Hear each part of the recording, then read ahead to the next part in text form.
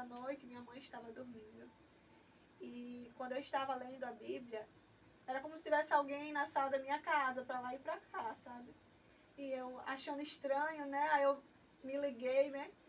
Aí eu fui, terminei de ler e foi quando eu cheguei entre os dois sofás da minha casa, eu senti um arrepio que foi dos pés até os pelos do rosto também arrepiou. E ali eu entendi, porque assim, a partir do momento que a gente se posiciona a querer ler, uma hora daquela, querer buscar, e ali eu entendi perfeitamente, né, que era o inimigo. E ali fui criada, né, com minha mãe, assim, a gente sabe como funciona.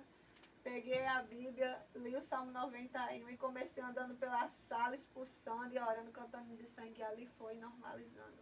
Então o inimigo, quando a gente se posicionar, ele também vai se posicionar, para nos afastar de Deus. Outra, nessa mesma época, foram guerra atrás de guerras espirituais, e hoje ainda vivo muitas guerras espirituais. Eu acho que a guerra espiritual é constante na nossa vida. Teve um tempo que eu estava lendo a Bíblia, e quando eu estava lendo a Bíblia, em partes que Jesus era glorificado e exaltado, o inimigo dentro da minha mente me fazia debochar daquilo que eu estava lendo, ou desacreditar daquilo que eu estava lendo. Era tipo assim, eu lia, mas tinha uma guerra na minha cabeça, e isso durou um mês.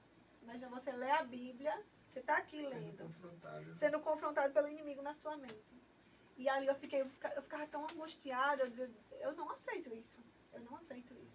E aí foi um mês orando, pedindo a Deus para ele tirar essa voz. E aí passou, mas é assim, acaba uma guerra espiritual hoje e começa outra amanhã. Exatamente.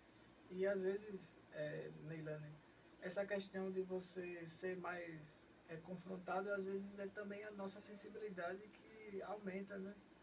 Porque, verdade. assim, quando a gente está alheio a tudo isso, realmente a gente não percebe os ataques que nós recebemos. Às vezes a gente até atribui os ataques a outras questões, né? Questão cognitiva, questão de saúde, questão de sorte, questão de azar. Né? Mas você não percebe que ali é uma guerra espiritual. Né? É verdade. E quando a gente se dispõe a fazer a vontade de Deus e pregar a palavra dele, né? Eu percebi que o inimigo se levanta de uma forma tão grande.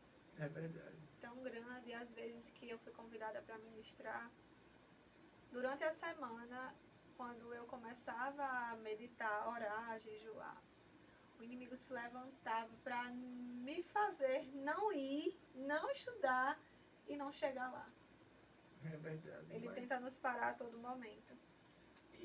Mas sempre que existe uma guerra, sempre que existe um confronto, sempre que um lutador entra no ringue, ele tem uma oportunidade também de mostrar o seu valor, né? É verdade. Há uma chance de cair, mas também há uma chance de você vencer, levantar, subir mais um degrau, né? Então, por isso que o próprio Paulo fala que também ele se alegra nas tentações, ele se alegra nas perseguições, né? Não é fácil, né? Mas é uma maneira de você estar mostrando, eu creio assim, sabe? Que como fala lá em Lucas 7, que é aquela mulher que chegou para Cristo e os sacerdotes, eu gosto muito dessa passagem, os sacerdotes olharam e falaram bem assim, se ele soubesse, se ele fosse profeta, ele saberia que ela é uma pecadora. Aí Cristo falou que se fez um credor, um certo credor, ele tem 2 devedores, um devia 5 e outro devia 50. Ele perdoou os 2, quem mais vai amar? Ele falou certamente que é o que... né? Ele falou assim, certamente o que devia 50 vai amar mais esse credor. Ele falou justamente aonde teve muito erro, aonde se manifestou muito erro, também se manifesta muito amor, né?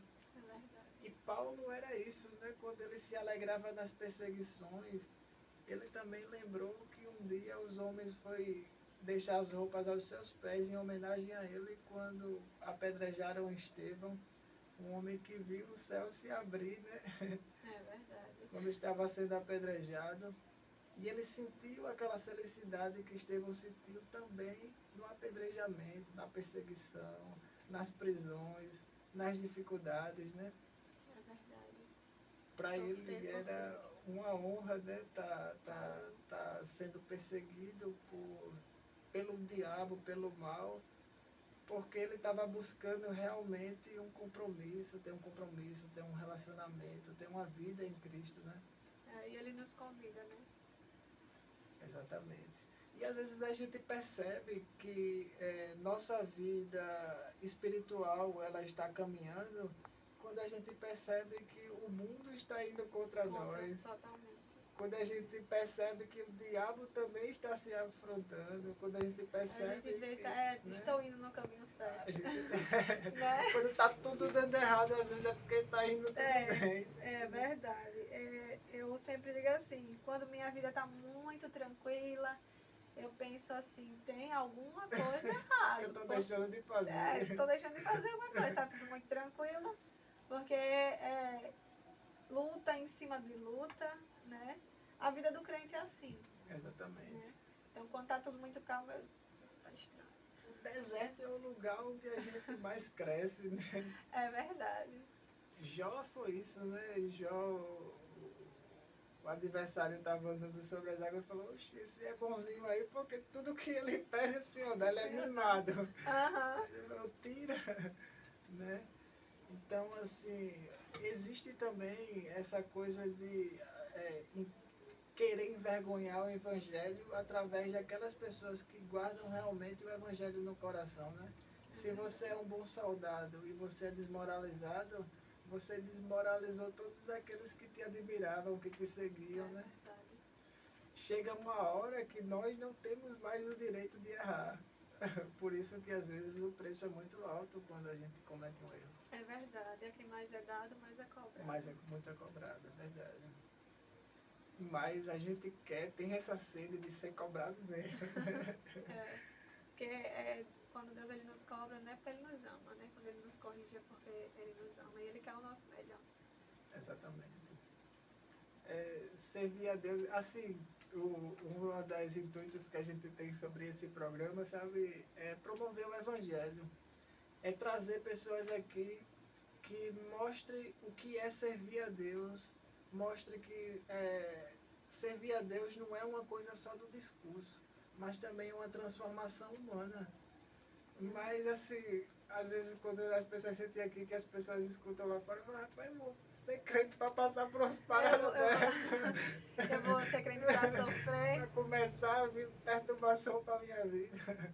É verdade, mas vale a pena, né? Porque a maior promessa que Deus nos fez foi a vida eterna, né? Exatamente. E é isso que nós estamos aqui lutando, batalhando, lutando contra nós mesmos, lutando contra os principados e contra as potestades, para que um dia a gente possa ter a vida eterna, né? E você sentir que você está vivendo exatamente o propósito naquele a qual a humanidade foi constituída, né? Também é uma coisa que você percebe que quem não está nesse caminho, quem não está nesse propósito, na verdade só está existindo, né? Como se fosse ali apenas, nem sei se é vivendo. Ainda não entendeu o que é a vida, ainda né? não entendeu o propósito para que nós estamos aqui, na verdade.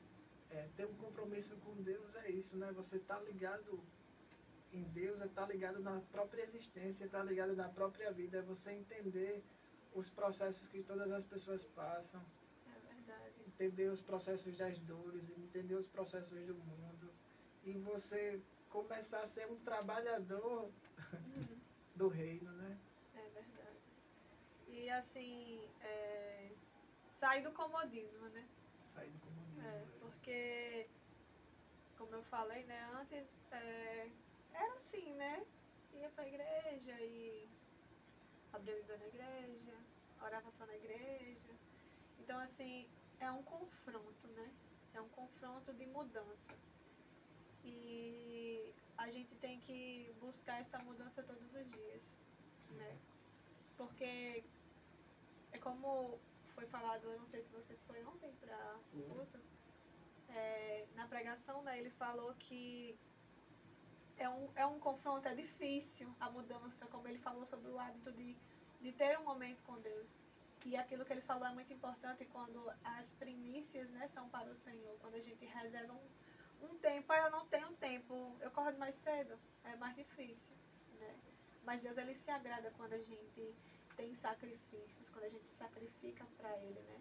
Ele se agrada disso. Ele prioriza, né? Quando prioriza o Senhor, tem recompensa. Exatamente. E a recompensa do Senhor, ela é uma coisa que a palavra fala que ela vem e não acrescenta dores, né? E Deus não dá aquilo que o ladrão pode roubar, que a traça pode corroer, que o ferrugem pode né, oxidar. E assim, quais são essas bênçãos do Senhor, assim? Quais são, assim, o que é que preenche o coração de um cristão? O que preenche o coração de um cristão, para mim, Sim. Eu acho que ser alimentado pela palavra, quando nós buscamos a Ele, nós somos preenchidos. Quando nós entendemos que nossa vida em si é para Ele. Exatamente. A gente se torna preenchido e a gente não se preocupa com mais nada. Quando a gente entende que aquela palavra ali também faz parte da nossa vida, né? E que nossa vida também é um pedacinho daquela palavra, né? É verdade, porque assim, quando, como você falou, que se torna um pedacinho, a gente se torna preenchido. Pelo menos eu penso assim, que quando a gente fica próximo de Deus, a gente se torna, a gente fica preenchido e a gente, quando, por mais que a gente queira algo ou que a gente planeje algo e esse algo não dá certo, dá errado, a gente não fica assim, a gente tem um pensamento diferente, porque pelo fato de a gente estar ali com Cristo, né, a gente entende a vontade dele, mesmo que E entender que ele sempre está fazendo o melhor para nós, né? Entender que se aquilo não é nosso é porque não era bom o suficiente para a gente, verdade. né? E se não deu certo é porque Deus não quis. É porque Deus não que a quis. vontade dele, tudo que acontece na nossa vida é permissão de Deus. E a gente crê que existe um Deus do céu, ele é vivo, consciente, e ele está sondando coisas e cuidando, nos amando, um pai amoroso, e está sondando coisas que a gente não vê, né? É verdade. Isso também é muito confortante, né? Isso, assim, você não tem ideia de o quanto isso foi real na minha vida. Quanto isso foi, quando a Bíblia fala lá em Salmo 139 que Deus é luz, até nas mais densas trevas, assim, quando você chega numa situação a ponto de você acreditar numa coisa, mas você está muito, muito, muito distante de sair daquelas trevas ali, você está vendo um resquício de luz, assim, a sua fé, a fé, né? Assim, tudo volta para a fé, né? Assim, a fé que alimenta o seu coração, a fé que constrói o homem que você precisa ser, a fé que lhe dá força. E para você sair dali, você tem que provar de uma experiência fora da realidade humana. Você não tem... E você, né, que vivenciou, que, né, Deus lhe resgatou, lhe trouxe. Às vezes, você foi criado, não foi, no Evangelho? No Evangelho, está em cima do Evangelho. Deus, ele permite, né, Sim. que a gente vá, que eu nunca saí, né, mas talvez estivesse dentro, mais afastada. Sim. Né, assim como tem muitas pessoas, mas Deus, ele permitiu que você fosse vivenciar coisas para que hoje você tivesse um testemunho para contar, né? Uma vida para contar aquilo que Deus, ele fez, né? E que, como você falou, mais de o que a gente pensa que tipo no mais profundo do profundo, que acho que nunca vai sair dali, mas ali Deus, ele mostra que é ele quem resgata, né? E Deus, ele permite para que tenha testemunho.